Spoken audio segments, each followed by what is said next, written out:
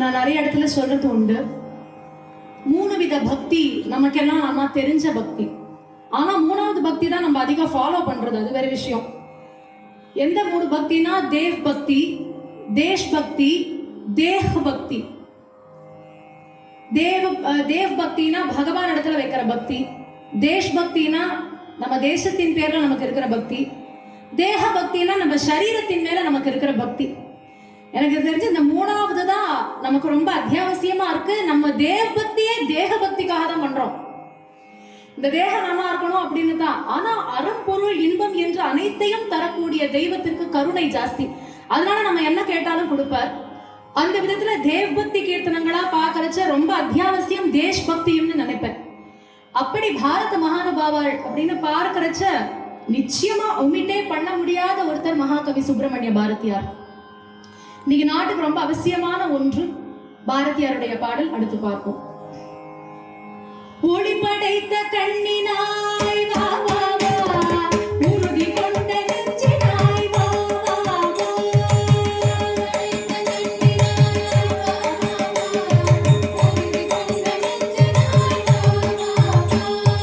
ஒளி படைத்த கண்ணினாய் வா வா வா, உறுதி கொண்ட நெஞ்சினாய் வா வா வா, ஒளி படைத்த கண்ணினாய் வா வா வா, உறுதி கொண்ட நெஞ்சினாய் வா வா வா.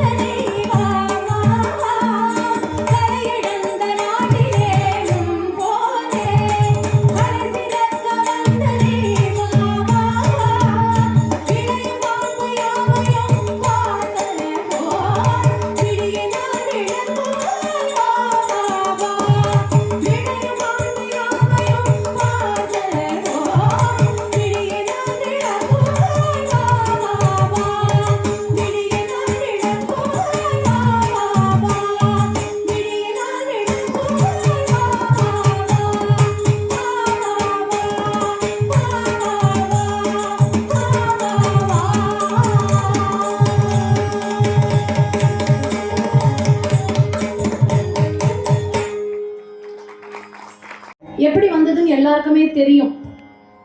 அவர் பிராணனை தியாகம் பண்ண போற நேரத்துல முருகப்பெருமான் தடுத்தாட்கொண்டார். நான் என்ன பண்றதுன்னு கேட்டப்ப பாடு அப்படின்னு விட்டார். என்ன பாடணும் அப்படின்னா முத்து முத்தாக பாடுன்னு சொல்லிவிட்டார்.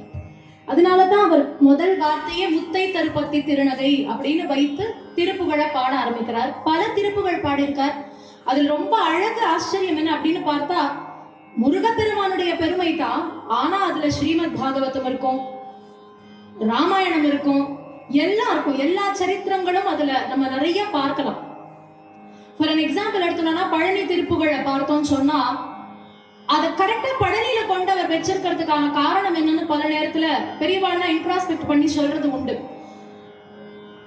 பரதனுக்கு எல்லாத்தையும் விட்டு கொடுத்துட்டு ராமர் போனார் இல்லையா?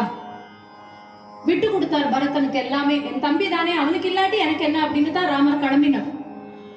ஆனா ராமனுக்கு அது எங்கேருந்து வந்திருக்கும் அப்படிங்கிறச்ச, ராமபிரானுக்கு ஸ்கந்த புராணத்தை வசிஷ்டர் சொல்றாராம், ராமாயணத்துல இருக்கு.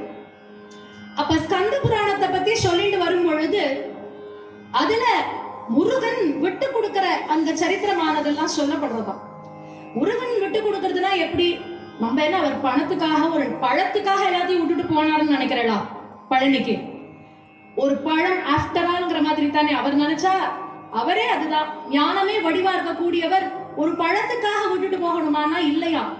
எப்பொழுதுமே ஞானம் வரணும்னா விட்டு கொடுக்கணுங்கிற பெரிய தாற்பயத்தை நமக்கு உணர்த்துவதுதான் அது. அப்படிங்கிறதுனால பழனி திருப்புகள்ல அதை பத்தி சொல்ல, அப்படி எல்லாம் விட்டு கொடுத்துட்டு போனாரே அவரோட மருகன் தானே நீ அப்படின்னு முருகனையே ராமனை வச்சு டிஸ்கிரைப் பண்றது இப்படி நிறைய பார்க்கலாம். திருப்புகளோடு ஒரு முருக நாமாவளியோடு இன்னைக்கு நம்ம பூர்த்தி பண்ணுவோம்.